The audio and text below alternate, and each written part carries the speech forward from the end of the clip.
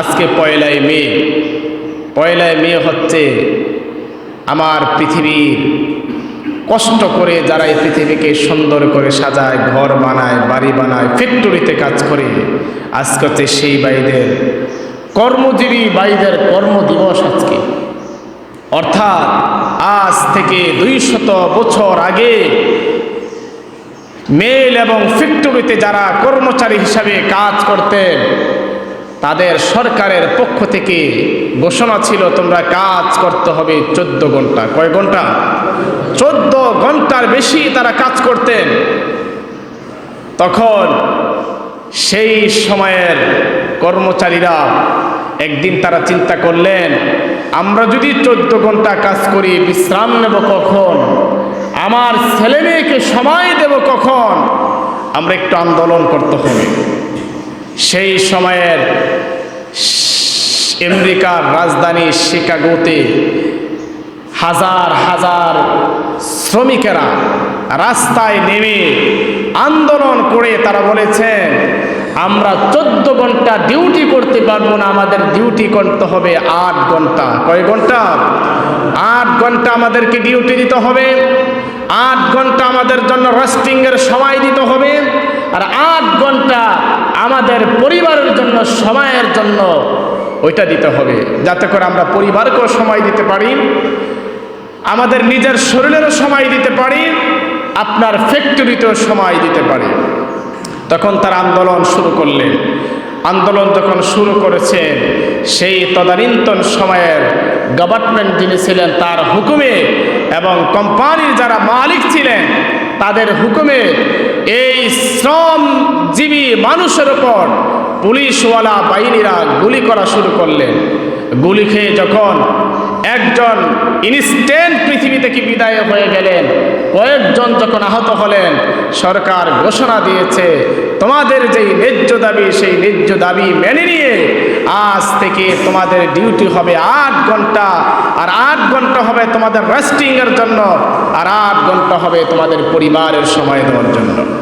সম্মানিত প্রিয় ভাইয়ের আমার, আল্লাহ রসুল সাল্লাল্লাহু আলাইহি সাল্লাম সবচেয়ে বেশি ভালোবাসতেন যেই মানুষগুলা কর্মজীবী, কাজ করে খায়।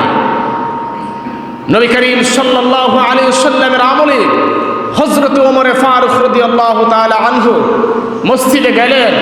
মসজিদে নববীতে ঢোকার পরে তিনি দেখলেন একদল লোক মসজিদে বসে বসে জিকির করছে নামাজের পরে। কি করছে? এই লোকগুলো আবারও আসরের পরে দেখলেন, মাগরিবে দেখলেন, এশায় দেখলেন, এরপরের দিন ফজরও দেখলেন। ফজর নামাজ পড়ে খলিফাতুল মুসলিমিন হযরত ওমর বললেন, কিও আপনাদের কি কাজ কাম নাই?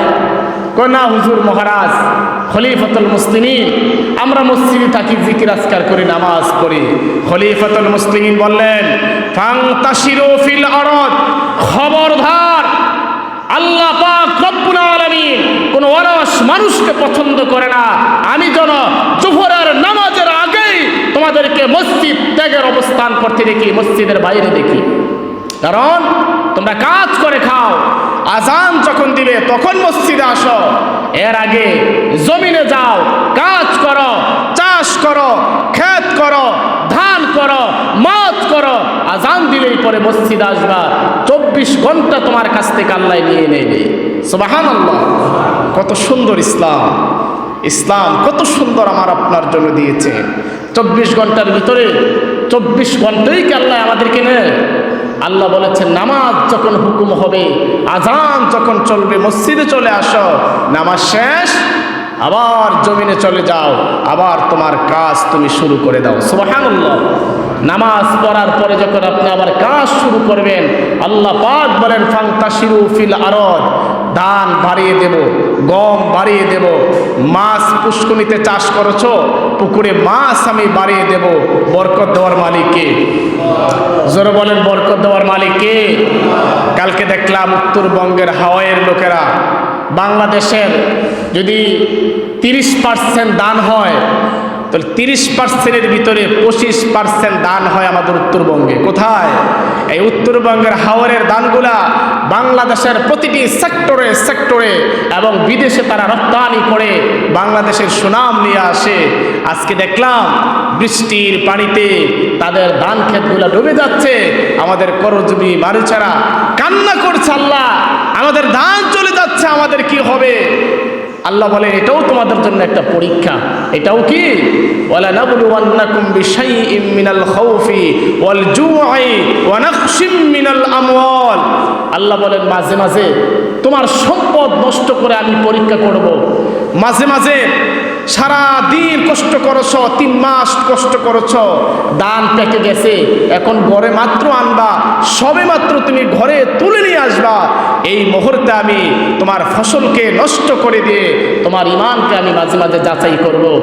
আর সেই ঈমানের উপর যদি অটল থাকতে পারো, তাহলেই আমি আল্লাহ রাব্বুল আলামিন তোমাদের জন্য রেখে দিয়েছি আল্লাহর সর্ববৃহৎ জান্নাত, জান্নাতুল ফেরদাউস। সুবহানাল্লাহ।